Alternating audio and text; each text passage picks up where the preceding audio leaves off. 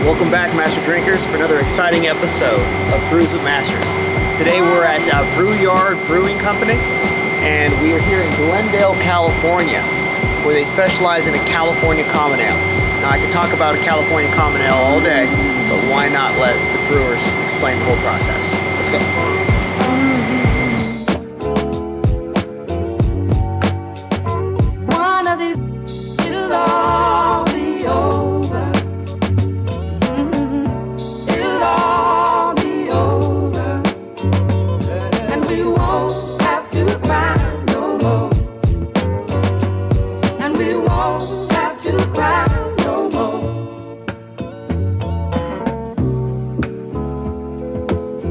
We're actually sitting on the back of this bed of this truck here. That's a drinking table. Yeah, it's amazing. It's amazing. Yeah, we didn't initially plan it, actually. Oh, really? What's the story behind the truck? We just luckily found it, at a towing yard, and we drove it in and realized that the back of the bed was like bar counter height. Exactly, actually. 42 inches. We're like, wait a minute. I know. Well, actually, and since it was in his backyard when we, when home brewing or when we have a party, everyone just naturally would just kind of lean up against it, like leave their beers on it, and we drink on it. So we've been good friends for a long time, since high school, and just started home brewing on my apartment stove. And then once I bought a house, my whole garage was kind of converted into my homebrew layer, and that's where I was homebrewing. Man cave. Pretty much, yeah. And then I dragged Kirk into it, and kind of been brewing ever since.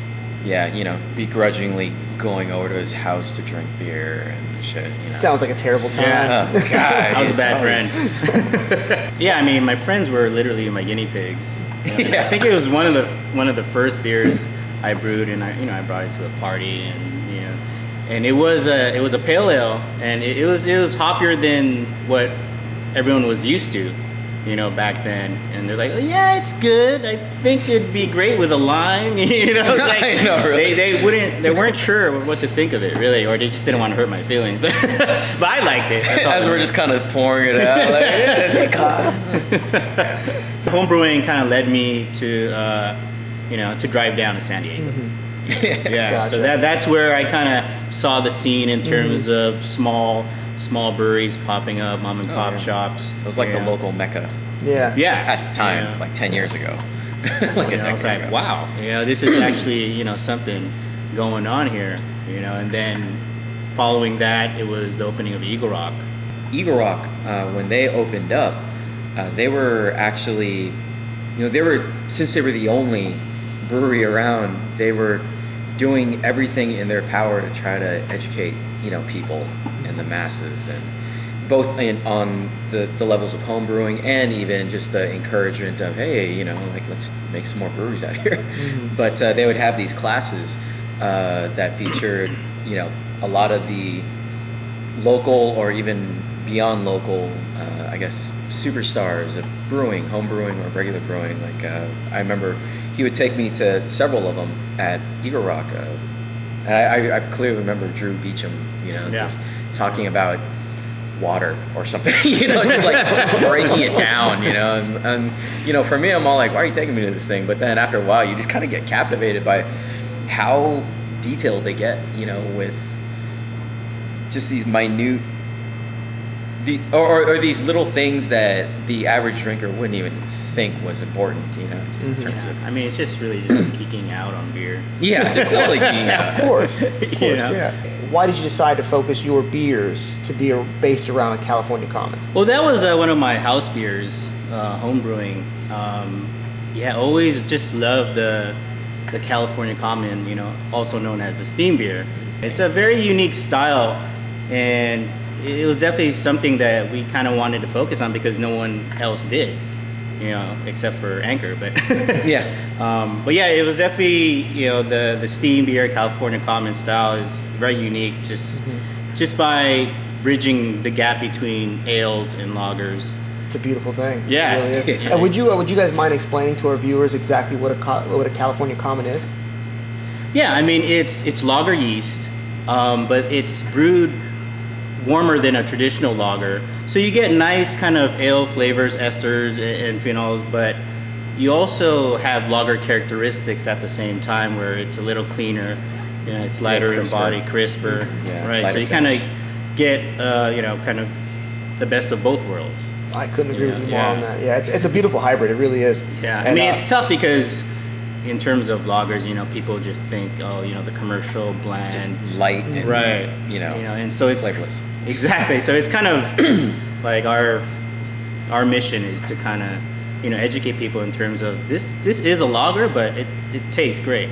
Absolutely. That's not a commercial. But loving the California themed flag here, which is freaking awesome. I kept it pretty literal. Yeah. I try to keep things simple. Yeah, I try to keep things simple. Like I don't get too. That is awesome, dude. Yeah. That's amazing. I'm really loving it. And how would you describe this beer to our viewers? So it is a hybrid lager. It is lager yeast, and it has this amber in color, and it has a nice kind of toasty note, Caramel, toasty. and it's balanced by a nice kind of piney, woody hop character By from Northern Brewer hops, which is traditional to the California Common as well. Yeah. Yeah. And this one clocks in at 6.3%, and it's a good drinker, definitely. Nice, man. Yeah. Nice. Yeah, I think so. You guys mind if we crack one open to kind of switch Yeah, the grab color? some. I'm sure our Nice viewers deep can amber. kind of see that. All right. Look at that beautiful color there. That is gorgeous. What flavors are we looking for here? Like what should we be picking up? Definitely caramel, toasted malt, and kind of a woody, piney kind of hop character to it, and it's really actually a nice kind of balance between the two. Because it's lager yeast, it'll finish up lighter and crisper, but you could still have like a 6% beer, so it'll seem like a sessionable, drinkable beer at a much higher alcohol level. So eventually sneak up on you before you know it. Yeah, exactly. And For what's sure. nice with lager yeast too, it kind of clears the way for the malt and the hops to shine through. Yeah. Well, gentlemen, cheers. Cheers. Thanks Sorry, again for having us I already over. drank it. No, dude, totally fine. Cheers. It's got a sweet beginning, but very dry Right. finish. It's really nice. Right, That right. lager yeast that I'm picking up. It is definitely a solid beer, and I highly recommend this to our viewers. If you come out, try Jewel City. It is a fun beer.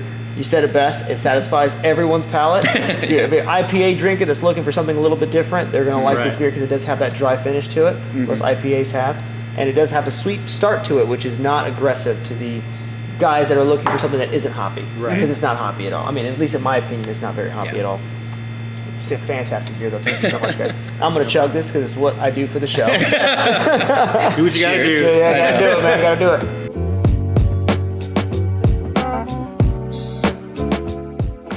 Glendale is a jewel city, and there was a lager, and like lager based, wait. So once you taste it, you actually taste flavors, and it opened up my mind. I'm like, this is good beer. One of these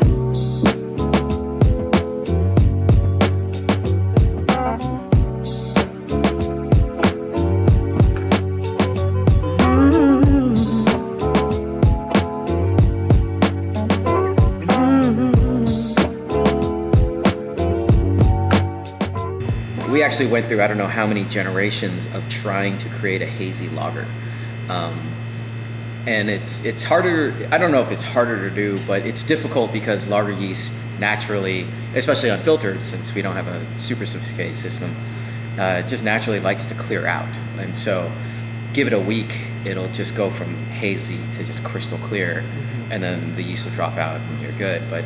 And so to try to deliberately keep something hazy is something that growing up like homebrewing, you're trying to avoid that at all costs, like that was actually bad brewing if like it stayed hazy, right? And so now we're deliberately trying to figure it out. So fuzzy hoptics, I think, is probably the second or third iteration where we kind of perfected it, though, in terms Really? of perpetual haziness. No matter how long it's been like in a keg, like aging, it'll kind of keep its cloudy That is- look. Eventually, we kind of just figured out, just through trial and error, like what things like just have to be in it by default to keep it hazy. And this is the third variation of it. Is that what you said, or? Probably like fourth or fifth, Yeah, but this is fourth the or third fifth, one that has yeah. stayed hazy. Gotcha. Dang, that's Third intentional one. It's a 6% ABV as well. 6%. Nice, man. Wouldn't it be funny if I poured it and it was clear as hell? That would be pretty funny. Because that's usually how it works. Right? Cut. I know. It's like we can edit that No, out. we're gonna edit that. Exactly. Don't worry, man. I have not seen a hazy lager, so this is a first for me. All right, let's This is see. pretty exciting. Yeah, it's actually still What on the is taste. up with that? Master drinkers, you guys have to come out here and try this beer. This is just I mean, it that is actually exciting does. stuff. You can kind of see the lager yeast fighting it though, because at the very bottom, Oh, it's it like actually clears seems to out be a little bit. clear. That is so But- interesting. Yeah, it's simply just hop combination rather than adding adjuncts Cornstarch. to to the mash. Cornstarch, flour, or a whole bunch of wheat and things of that sort. But it really was just hop combination, and for some reason, this hop combination really clings on to the yeast, where it kind of keeps it in suspension. Right? So what flavors am I going to be picking up out of this one here? You definitely get a lot of citrus. Okay. Yeah, citrus, Fruity, orange. citrus, orange. But then there's also your typical, I guess, more like bitter, piney? Piney, herbal, grassy. Yeah. It's just off the nose. It does have that citrus orange juice smell to it. Right. Which is nice. I'm assuming that's from the hot profile that you Yeah. guys used, right? Yeah.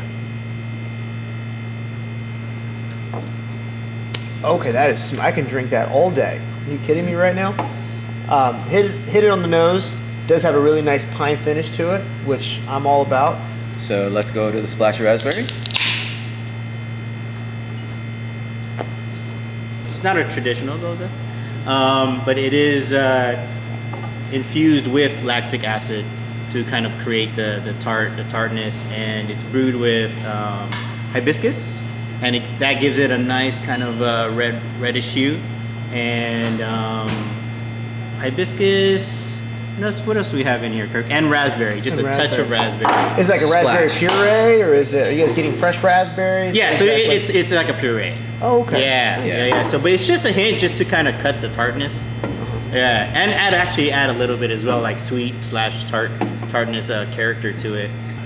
Look at that color. We actually had one prior to this that was just all hibiscus, and it was dark red. Like, we call it marooned at sea. Were you trying not to make it that dark? Is that why? Oh, no, you we didn't brew wanted that? it Oh, to. you wanted Like, it we that were, dark? Yeah. we actually didn't know it would be that dark. Actually, But no, the color was beautiful. like we this assumed color it'd is be good. like this, Right. like kind of it more was of like really rich. yeah, it was like red. Make sure that's in frame. Look at that beautiful rose color. Wow. How much hibiscus are you using per batch? Is that a fair amount, I'm assuming? Yeah, Right? yeah, definitely. It was almost like 40 pounds, 50 pounds worth. That's a fair amount. Hell Yeah. yeah. Yeah. That's Yeah. great. Yeah, Yeah. He tapped out every Vallarta market out. Yeah. Yeah, I had to go to every Latino market and ask for their Jamaica. Like literally, like literally. Do you get a lot of Jamaica in this beer? Oh, Or yeah. hibiscus, I'm sorry, for our viewers. Do you get a lot of hibiscus flavoring in this beer? You get a hint of it. A hint of it. definitely, Yeah. What about the raspberry? Am I going to get a lot of raspberry Yes. as well? A lot of. You basically get the Jamaica and the Okay. raspberry. Yeah, but it's all Okay. balanced. It's not Okay. to the point where it's, like a raspberry soda Gotcha. No. or something Gotcha. like that. And see, yeah. gozas are just naturally kind of sour at Yes. the same time, but the sea salt really balances out that sourness. Yeah.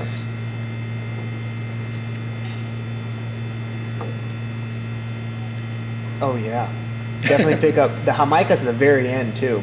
Mhm. That tart. that tartness. Yeah. That I kind of get the flavor of raspberry in the finish. Oh, is that you get the Yeah, yeah. raspberry?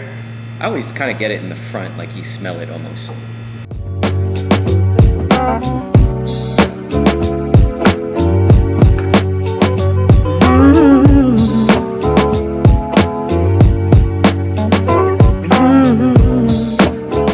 You guys are the first brewery in Glendale. Am I wrong And to say only that? still, strangely Oh, enough. only Oh, yeah? the Yeah. first and only brewery in Glendale. I read in the Glendale News Press, City Council approved ordinance to brew in Glendale finally. Yeah, I was so excited. We came down here. This place was just cement. It wasn't even built yet, but yeah, Kurt came up, started talking to me. He's like, "Yeah, we're gonna be the first official brewery in Glendale," and I was so excited.